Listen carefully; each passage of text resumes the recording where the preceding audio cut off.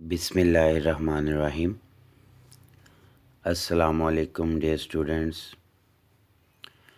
मैं आपका teacher Ibrahim Haider Ali from government degree college Mian Channu. आज हम चैप्टर नंबर 4 का जो नेक्स्ट ऑर्गेनेल स्टडी करने जा रहे हैं वो है गोल्जी अपरेटस।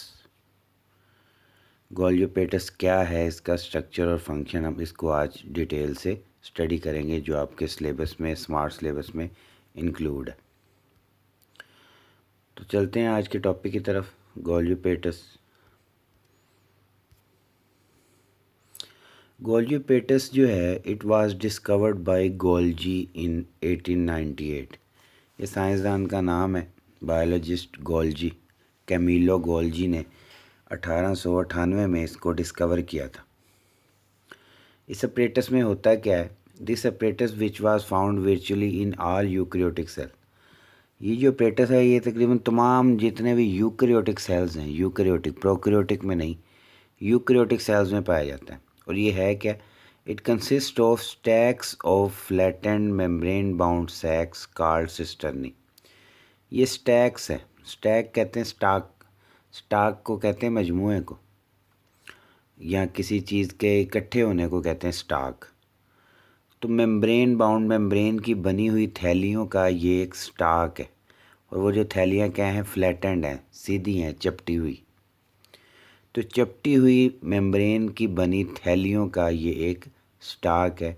और उन थैलियों को हम कहते हैं सिस्टर्नी, यानी सिस्टर्नी का स्टाक है। और इन सिस्टर्नी के साथ कुछ छोटे छोटे वेजिकल्स भी मिले हुए होते हैं, या उनके साथ मुतल्लिका वेजिकल्स भी होते हैं।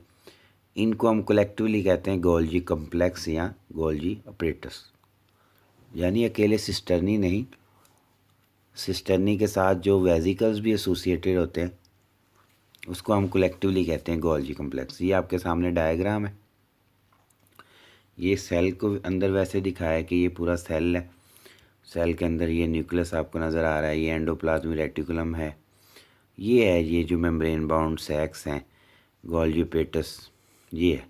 अगर हम इसको बाहर निकाल के देखें तो हमें नज़र आता है गोल्जी अपरेटस। ये देखें, ये एक सैक, ये दूसरी सैक, ये तीसरी सैक, ये चौथी, ये पाँचवीं, ये छठी। तो ये सैक्स मिलकर ये एक मुकम्मल अपरेटस, इसे कहते हैं गोल्जी अपरेटस। और ये अकेली सैक्स नहीं है, इनके साथ ये छोटे छोटे वेजिकल्स भी मौजूद हैं। इन वेजिकल्स को हम गोल्जी वेजिकल्स भी कह सकते हैं। तो गोल्जी अपरेटस क्या है कि इट इज़ अ स्टॉक। ये स्टॉक है, किस चीज़ का स्टॉक है? फ्लैटेंड मेम्ब्रेन बाउंड सैक्स का, चपटी हुई मेम्ब्रेन की बनी थैलियों का एक स्टॉक है। उन थैलियों को कहते हैं, ये सिस्टर्नी है थैलियाँ, ये एक सिस्टर्नी, ये दूसरा सिस्टर्नी, ये तीसरा, ये चौथा।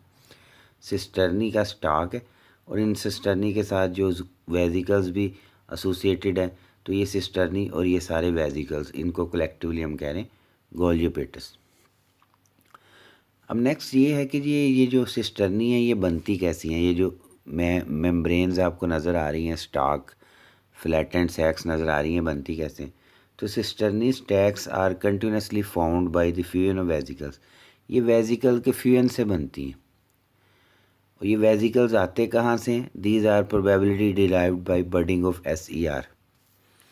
कि जो SER है, ये पीछे देखें हमने एक डायग्राम में, ये एंडोप्लाज्मिक रेटिकुलम आपको नज़र आ रहा है न्यूक्लियस के साथ। ये एंडोप्लाज्मिक रेटिकुलम से भी वेजिकल्स निकलते हैं, उसके RER से, फिर SER से निकलते हैं। वो वेजिकल छोटे छोटे गेंदोनुमा होते हैं। उन वेजिकल के फ्यूज़ होने से सिस्टर्नी बनते हैं। तो ये देखें, ये एक सिस्टर्नी है, ये दूसरा, ये तीसरा, ये चौथा, ये लगातार बनते चले जाते हैं। सिस्टर्नी बनते रहते हैं, सिस्टर्नी टूटते रहते हैं। वेजिकल्स के मिलने से सिस्टर्नी बनता है और सिस्टर्नी के टूटने से वेजिकल बनता है। एक तरफ से सिस्टर्नी बन रहे हैं, एक तरफ से सिस्टर्नी टूट रहे हैं। तो cisternae stacks are continuously found by fusion of vesicle. Vesicle कहाँ से आते हैं? SER से। अब अगर हम सिस्टर्नी को गौर से देखें या गोल्जी अपरेटस को, एक इनकी सरफेस वो है जो ज़रा अंदर की तरफ मुड़ी हुई है और एक ज़रा बाहर की तरफ निकली हुई है। ये एक इस तरह गोलाई में और एक अंदर की तरफ है। जो अंदर की तरफ है इसे कहते हैं कनकेव सरफेस, जो बाहर की तरफ निकली हुई है उसे कहते हैं कन्वेक्स सरफेस। जो आउटर कन्वेक्स सरफेस है उसे कहते हैं forming face, while inner concave surface is the maturing face. यानी कि ये वाली फॉर्मिंग फेस है जो कन्वेक्स है, जो कनकेव सरफेस है वो मैच्योरिंग फेस है। यानी ये यहाँ से नए सिस्टर्नी बनते हैं, यहाँ ओल्ड होते हैं, यानी यहाँ न्यू है वहाँ मैच्योर है। ये जो सिस्टर्नी है ये अभी बना है, अब जो नया बनेगा वो यहाँ बनेगा। तो इसका मतलब पहले एक सिस्टर्नी बना, फिर उसके पीछे दूसरा, फिर उसके पीछे तीसरा, फिर उसके पीछे चौथा, पाँचवा, छठा। तो इधर से न्यू ऐड हो रहे हैं, उधर वाले पुराने हैं। यानी इधर से वेजिकल फ्यूज़ होकर सिस्टर्नी बन रहे हैं, उधर से सिस्टर्नी के टूटने से वेजिकल्स बन रहे हैं। तो कन्वेक्स सरफेस फॉर्मिंग फेस, उसका दूसरा नाम भी है फॉर्मिंग फेस का ट्रांसफेस। और जो कनकेव सरफेस है उसे कहते हैं मैच्योरिंग फेस, और उसका दूसरा नाम भी है सिस फेस। तो सिस फेस होती है और एक ट्रांस फेस। आपकी बुक में मेंशन नहीं है, बुक में सिर्फ मैच्योरिंग और फॉर्मिंग फेस है। Cisternae breakup into vesicle from the latter, यानी जो मैच्योरिंग फेस है, लेटर का मतलब जिसका बाद में जिक्र हुआ, तो सिस्टर्नी मैच्योरिंग फेस से टूटते हैं और फॉर्मिंग फेस से बनते हैं। और ऐसा लगता है जैसे मूवमेंट हो रही है। जैसे फ़र्ज़ करें 5 सिस्टर्नी है, छठा ऐड हुआ उधर से एक टूट गया, फिर इधर से एक ऐड हुआ उधर से एक टूट गया, फिर मैच्योरिंग फेस से एक टूट गया, फॉर्मिंग फेस से ऐड हो गया। तो इस तरह से जब एडिशन होती है तो ऐसा लगता है जैसे मूवमेंट हो रही है, अंदर से बाहर की तरफ सेल मेम्ब्रेन की तरफ मूवमेंट हो रही है। ये अब आपके सामने एक डायग्राम, ये देखिए, ये कनकेव सरफेस है, ये कनकेव सरफेस, और ये उभरी हुई है ये कन्वेक्स सरफेस है। कनकेव सरफेस को हम मैच्योरिंग फेस कहते हैं, कन्वेक्स सरफेस को फॉर्मिंग।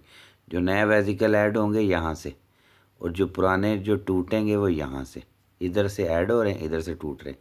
पिछली डायग्राम में क्या था, उधर हमने उलट दिखा दी, इस तरफ कन्वेक है, यानी जिस तरफ कनकेव है वो फॉर्मिंग वो मैच्योरिंग फेस है, और जिस तरफ कन्वेक्स है वो फॉर्मिंग फेस है। वो चाहे आप ऐसे डायग्राम बना लें, चाहे ये पिछली डायग्राम जैसे बना लें। नेक्स्ट है जी गोल्जी ऑपरेटस का काम क्या है, गोल्जी ऑपरेटस का फंक्शन क्या है। तो गोल्जी ऑपरेटस का function, Golgi complex is concerned with cell secretions. Golgi apparatus का काम सेल की सेक्रीशंस के साथ है। सेक्रीशंस क्या है, सेक्रीशन उन तमाम प्रोडक्ट्स को कहते हैं, उन तमाम मटेरियल्स को कहते हैं जो सेल ने खारिज करने होते हैं। जो चीज़ें सेल खारिज करता है वो सेक्रीशंस कहलाती हैं।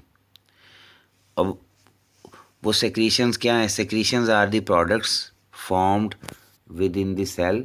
सेक्रीशन वो प्रोडक्ट्स हैं जो सेल के अंदर बनते हैं राइबोसोम पे, यानी प्रोटीन्स हैं। फिर वो एंडोप्लाज्मिक रेटिकुलम से गुजरती गुजरती वो गोल्जी ऑपरेटस में आ जाती है। अब गोल्जी ऑपरेटस में आना क्यों ज़रूरी है, secretions are converted into finish product. Secretions को समझ लें फिनिशिंग टच दिया जा रहा है, को उनमें कोई स्ट्रक्चरल मॉडिफिकेशन होनी होती है, कि बनने के वक्त उनमें वो मॉडिफिकेशन नहीं होती, लेकिन जब वो वेजिकल्स गोल्जी ऑपरेटस में से गुजरते हैं तब उनमें मॉडिफिकेशन होती है। जैसे उन्होंने मिसाल दी है कि हमारे मैमल्स में क्या होता है, जो पैंक्रियाज है उनसे पैंक्रियाटिक जूस पैदा होता है, उनमें जो एंजाइम्स होते हैं वो भी इसी तरह बनते हैं कि वो सेल्स के अंदर रफ एंडोप्लाज्मिक रेटिकुलम पे बनेंगे, फिर स्मूथ एंडोप्लाज्मिक रेटिकुलम से गोल्जी ऑपरेटस में से गुजरेंगे, फिर वो मॉडिफाई होंगे और फिर वो पैंक्रियाटिक जूस की सूरत में हमारी स्मॉल इंटेस्टाइन में शामिल होते रहते हैं। कोई भी प्रोटीन, कोई भी एंजाइम जो सेल ने बाहर भेजना है, उसको एक्सेक्रीट करना है, वो गोल्जी ऑपरेटस में से लाजमी गुजरता है। यानी गोल्जी ऑपरेटस में से गुजरना एक इम्पोर्टेंट स्टेप है। उसमें क्या होता है कि मॉडिफिकेशन होती है। अब उन्होंने लिखा वो मॉडिफिकेशन में मिसाल दी है कि सबसे इम्पोर्टेंट जो फंक्शन जो ऑपरेटस का वो ये है कि वो प्रोटीन्स और लिपिड्स को मॉडिफाई करता है। कैसे, उनमें कार्बोहाइड्रेट ऐड करते हैं। प्रोटीन में कार्बोहाइड्रेट ऐड करें तो वो बन जाते हैं ग्लाइकोप्रोटीन्स, इसी तरह, और लिपिड्स में कार्बोहाइड्रेट ऐड करें तो वो बन जाते हैं ग्लाइकोलिपिड्स। ये मॉडिफिकेशन भी कहाँ होती है, गोल्जी ऑपरेटस में। तो ये आपका आज का टॉपिक था, गोल्जी ऑपरेटस क्या होता है, किसने डिस्कवर किया, सिस्टर्नी क्या हैं, सिस्टर्नी बनती कैसी हैं, फिर फॉर्मिंग फेस और मैच्योरिंग फेस में फ़र्क क्या है, फिर उसकी डायग्राम भी आपको दिखाई लेबल शुदा, फिर उनके फंक्शंस। तो इनको गौर से पढ़ें, इनको समझें। कोई भी क्वेश्चन हो, कोई भी कन्फ्यूजन हो तो मैं हाज़िर हूँ। पहले भी आप लोग मैसेज करते हैं, अच्छा लगता है लोग जब सवालात पूछते हैं कि आप लोग इंटरेस्ट ले रहे हैं। अल्लाह ताला मेरी भी इस काविश को कबूल करे और आप लोगों की भी जो मेहनत है वो रंग लाए। आप लोग अपने वालिदैन के लिए जो है वो क्या कहते हैं उसको, अपने वालिदैन के लिए एक फ़ख्र बने कि भी हमारा बच्चा पढ़ा। तो ऑनलाइन एजुकेशन के साथ बेनिफिट्स भी हैं कि आपको काफ़ी चीज़ें जो हैं वो मॉडर्न टेक्नोलॉजी के ज़रिए सीखने को मिलती हैं। डायग्राम्स आपको नीट एंड क्लीन नज़र आती हैं। अल्लाह ताला आपको हामी नासिर हो। इंशाअल्लाह फिर कल नए लेक्चर के साथ मुलाकात होगी। अल्लाह हाफ़िज़।